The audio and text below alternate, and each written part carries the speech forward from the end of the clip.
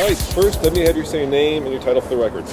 Mark Allen, head of Jeep Design. All right, Mark, you are responsible for the new Cherokee, and it is a departure for Jeep loyalists. So tell me what the inspiration was for this vehicle. Well, first off, people will notice it's not a box. Right. The outgoing vehicle was a box, the Liberty. The point here was if it's going to be really efficient, it's got to look efficient. It's got to communicate that through the shape. This vehicle cuts a much more efficient profile. Aerodynamics are really important now for us for fuel economy. So it's got a much sleeker, faster windshield. It's more derived from the Grand Cherokee side of the family, style-wise.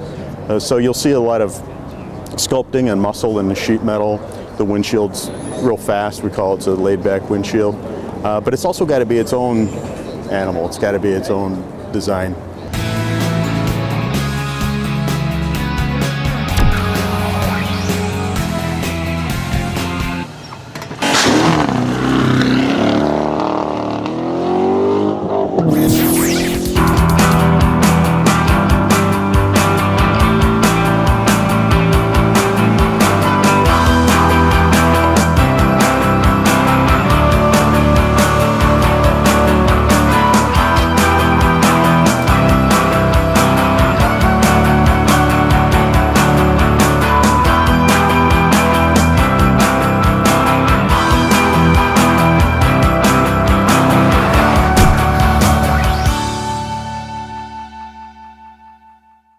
So you'll see, especially the front end is quite a bit different.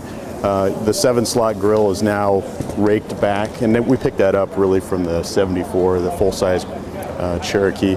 We've used that key on a couple different vehicles through the years. XJ had it for a little while, and the Wranglers. But here it's much more amplified and detailed in these 7 separate boxes with a chrome frame. And it's no longer one piece, right? It's 7 separate 7 slots. It must be more expensive to manufacture too. Well, I think it is, but it's the way we've integrated the grille and the hood in one piece. It's an aluminum hood. And you'll see hints of Jeeps from the past.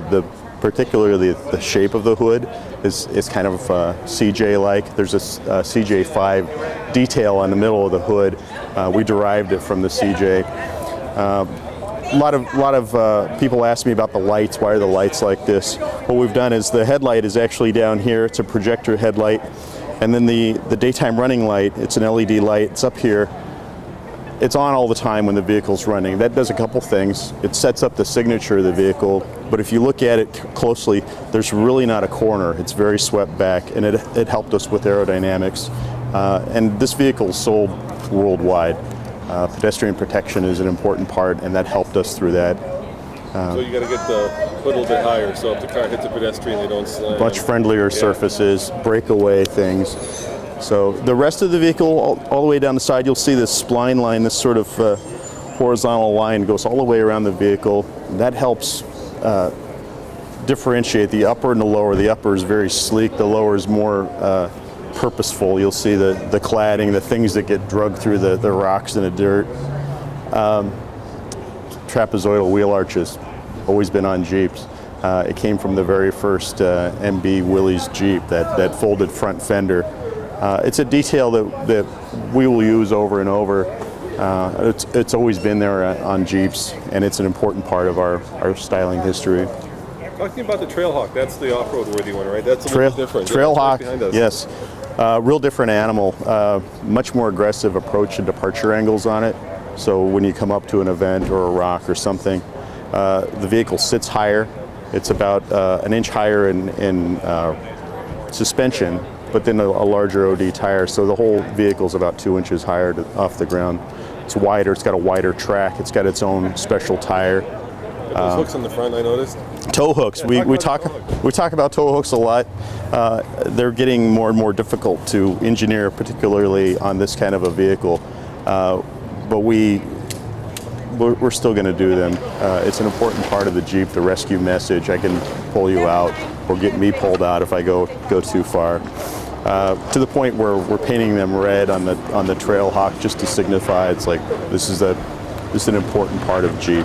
There's 2 on the front and 1 on the back, and they're rated at 1.5 GVW of the vehicle. And it's trail rated, I see. You've got the It is trail rated. All Rubicon?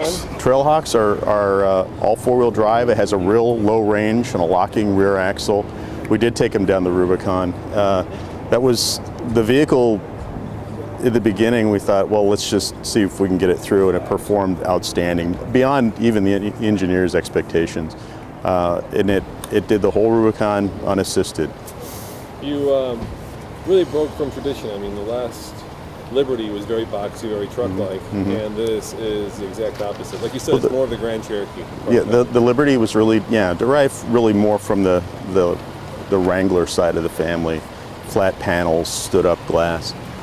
This vehicle is much more the Grand Cherokee side. There's muscle in the fenders. They're integrated a little bit better. A lot of Grand Cherokee, particularly in the rear corner, the D-pillar. But then there's still pieces of Jeeps that we love. The Wrangler is in there. Big, hidden, what do you call them? Easter eggs. Easter eggs. Yeah. We have. What are the Easter eggs? Give me a couple. There's one, for instance, at the base of the windshield that's built into the frit, and it's an homage to the old Willys Jeep. Yeah, you see it from inside the vehicle. Oh yeah, look at it. It's right there. Yeah, that's pretty cool. These are they're a good way to connect to the past with Jeep. Jeep's kind of, it's still got that whimsical fun factor to it, but it's a little quieter. You don't have to shout out these things. Just having a Jeep kind of, elicits that from people. Well, thank you very much, and I appreciate you taking the time to talk with me. You bet. Thanks. Anytime.